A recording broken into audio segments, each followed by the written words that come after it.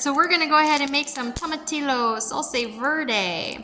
We're going to need some jalapeno, some green chili, some tomatillos, some onion, some garlic. If you have cilantro, cilantro is also good.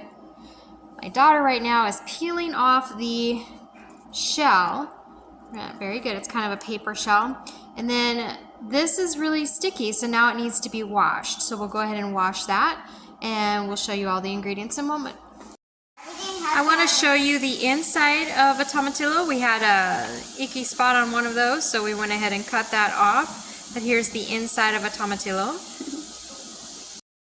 Okay, so what I did was I took off the tops and washed them of the green chili as well as the jalapenos, and then I'm putting the tomatillos in and about a quarter of an onion into the water with a little bit of garlic, and I'm going to go ahead and boil this up, and then we'll go ahead and blend it here shortly. Alright, so we're going to go ahead and boil this up, and usually about 5 to 10 minutes. You want them to be tender because you're going to stick them in the blender. But so now I just wanted to tell you some of the adaptations to this. So the original recipe that I learned the salsa verde recipe from was 2 cloves of garlic, which I put in there, as well as instead of a green chili, I learned it as putting in serrano pepper.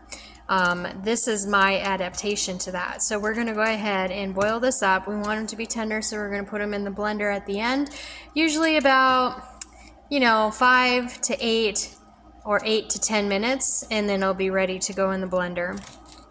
In addition to that, you'll want to put some cilantro, about a handful of cilantro in the mixture, but not in the pan. So we're not gonna boil the cilantro, but you want to put the cilantro in the blender when you're blending everything up.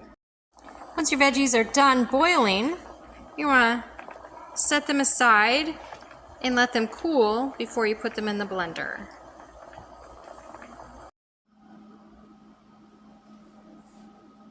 I'm using my Cook Lee mixer, stand mixer that has a blender attachment.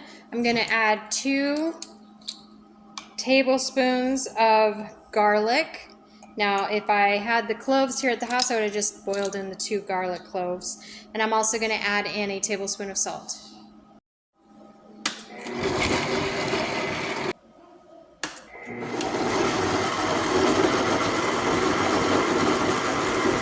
I'm going to go ahead and mix this up, and this will be my salsa verde.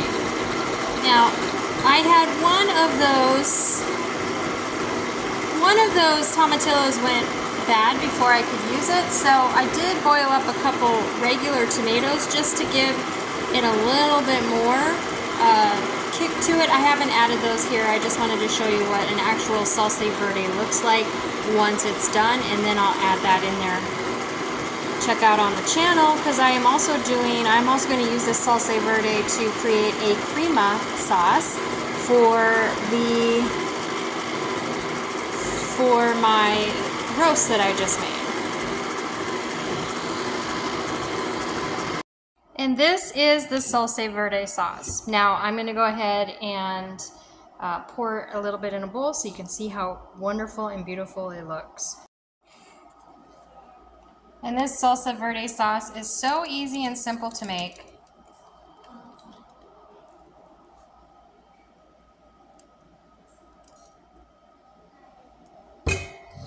Delicious.